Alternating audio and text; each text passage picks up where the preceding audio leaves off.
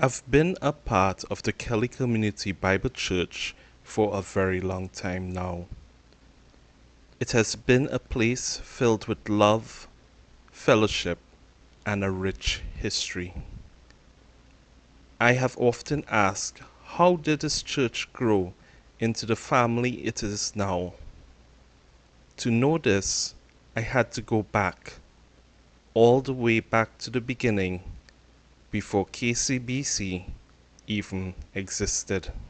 Well, the way how life was here at the time, I was more involved in cricket and I played a lot of cricket in sports, and pray up to the highest level in Trinidad. And I'll tell you this that I enjoyed it, and our parents were very, very wonderful parents, I have to say, and I enjoy my lifetime here, except when I got saved and the Lord called me to go to Bible college. That was a challenge. When I got saved, He locked me out of the house, but eventually I was in back. And then it was a challenge because they didn't want me to go to Bible college. But I prayed a lot and asked God to just open their hearts and mind, and which He did. And I was able to go to Bible college in the year 1969. So, with the blessings of his family, a young Birbal Budram started his education at Florida Bible College. When I first went there, it was kind of lonely because you don't know anybody, and I'm missing home because I never left home. It was tough for the first time. Then I had to cook myself. I had to do everything myself, no helper, and it was a different lifestyle. However, I was able to fit in after about a month or so because I made new friends and we in the school. Yeah, we both started at Florida Bible College in 1969. So we met each other then. We were both freshmen, and our sophomore year, the school moved up to a campus in Hollywood, and Rev and I ended up working together on the maintenance crew. And so we spent an awful lot of time together. Besides sitting near each other in pretty much every class, we spent most of our afternoons together. So we got to know each other pretty well there. What I did, well, I came back in 72 with Dean Blodgett and some other friends and to survey what we were going to do. Rev and Ron Citron, me and my wife, Lynn, and my former roommate, Bruce Cook, we spent 3 weeks in Trinidad. And we called the Summer of 72. We did a lot of speaking, went all over the island, checking out, speaking folks, kind of laying some foundational things, different places, leading people to the Lord and so forth. And I do remember that summer, we kept hearing the phrase going by Arima. And I think there was a certain young lady we had to go over and visit periodically every few days. I was living in Arima at that time with my sister. So the friend of my sister knew his mother, and I remember she came one day and she was telling my sister how she has a friend who have a son in Bible college, and he's coming home, and his parents looking for a good girl to get married to him.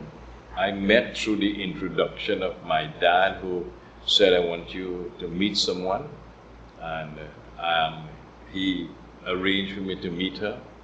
When I went, the first thing I did is ask her if she is saved, and she wasn't, and I witnessed to her and she trusted the Lord. And then this is the strangest thing happened.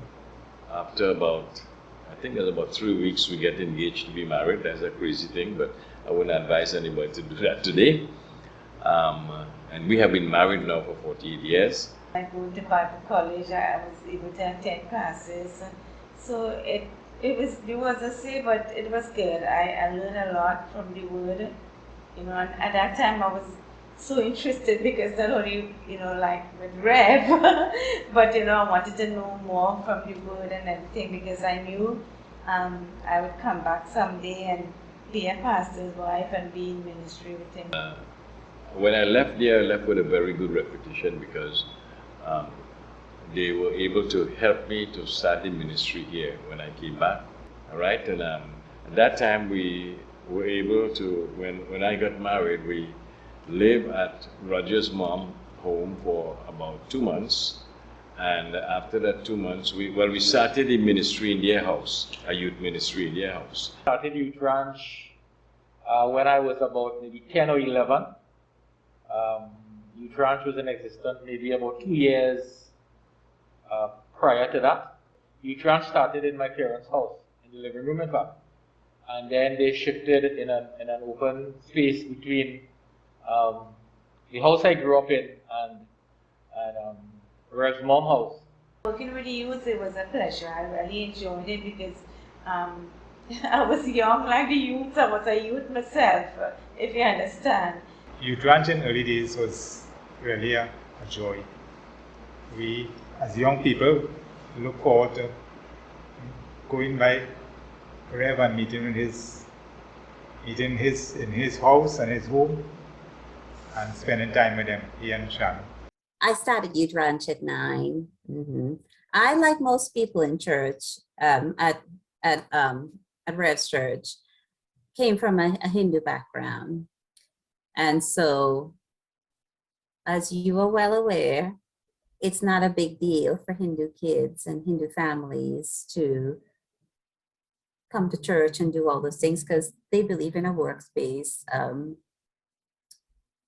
not necessarily salvation, but they believe in doing good works. Well, people came to Youth Ranch for a lot of things. My earliest and favorite memory was getting the opportunity to play table tennis because we weren't allowed to play because of the bigger guys would take up the space on the board. So it's either we did two things. It's either we learned to play or we got the opportunity when they didn't want to play. So we came to Youth Ranch mainly for the games at first. But we would stay back after Youth Ranch and played table tennis. I remember all of the games, and there's just I'm very much, even now, even though my job has a lot to do with talking, I still consider myself very much an introvert. So I didn't always participate in the games, but my dad used to have a good time. And that used to be always funny to see that other side of your parent. And that's what I remember. I remember just everybody having a really, really good time and being silly. And again, culturally, that's not necessarily always part of our norm in Indian cultures. But that's what I remember. I remember just having a really, really good time, and it was fun. It was different because it was interesting every time. It wasn't really the church setting that you had to dress up and go and sit and be quiet and listen. There was always activities to enjoy. There was a game time, there was a singing time, and then they would share some short thoughts about Christ and from the Bible. They have left a indelible mark on my life, to be certain, because like I said, we moved there, we bought that home opposite the church when I was 9. I trusted Christ as my Savior at 14. That has everything to do with Rev's always staying in the Word, always being faithful in sharing the Word, and all of the teachings, everything he has to say is never about what he thinks or coming from himself, but always having to do with the Word. Well, 3 years, the first 3 years, we had youth meeting, and I used to take those who saved in a church in Curem. And the pastor there fall into some serious sin, and we had to leave. And I called my president, Dr. Stanford, and asked him, what should I do? He said, how many people you have saved?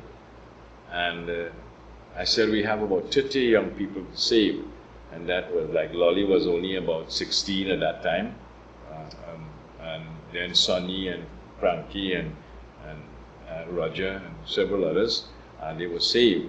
And That's how we started the ministry. We started here. We started with a little shed, and we had plastic drop down for rain not to pour inside here. I built the benches and everything, and then the Lord began to bless, and we put up a building, a concrete building.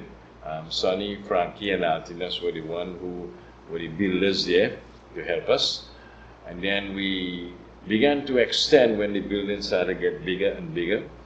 And in 1989, we started the Bible Institute. The seminary and the Bible college, I've been able to meet a lot of the folks that have been involved in that have come down there and taught. Our church, Fellowship Bible Church here in Roswell, Georgia, we've been involved with you guys since 1989, and been sending teams down there. And I've had the opportunity to have some teaching pastors come down 3 or 4 times, and so as things have evolved with you guys, getting to meet Dr. Sejuan and some of the others that are involved in the seminary and the Bible college has really been a thrill. And to me, that's one of the most dynamic ministries you all offer. As the years passed, the congregation grew. The original board shack was extended and modified. Then finally, there came a day that something bigger was needed.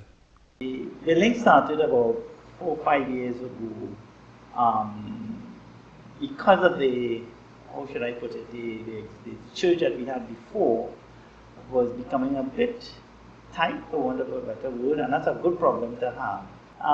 It takes money to do this, and funding, but the testimony is in how it came and where it came. Sometimes it just happened. And I'm talking more from a secular standpoint, where the funds just keep coming in. And I know that having been from a secular background, that it's God's hand ever present in all that we do and in all that is happening in this church. God, through Rev and Sam and their families and your congregation there, the people in that community that are involved in that church, God has overcome obstacle after obstacle after obstacle, impossible things. And we talked about them and we looked at them, and I scratched my head and I went, I just don't know how this is going to work. But I've seen it over and over and over again.